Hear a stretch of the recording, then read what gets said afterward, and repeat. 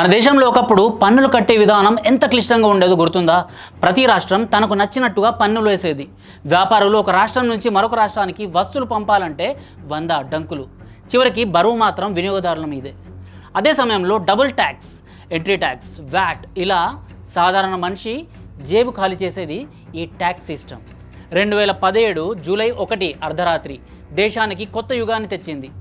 GST, ఒకే దేశం ఒకే పన్ను అన్న స్లోగన్తో మోడీ సర్కార్ తీసుకొచ్చిన ఈ సంస్కరణ మన ఆర్థిక చరిత్రలో ఒక టర్నింగ్ పాయింట్ అయింది.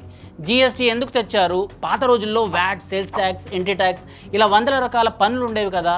ఒకే వస్తువుకి 2-3 సార్లు ట్యాక్స్ వేసేవారు. దీన్నే ట్యాక్స్ మీద ట్యాక్స్ అంటారు. ఉదాహరణకి ఒక బిస్కెట్ ప్యాకెట్ కొన్నామనుకోండి, దానిపై ఎక్సైజ్ డ్యూటీ వేసి దాని మీద వ్యాట్ కూడా వేసేవాళ్ళు.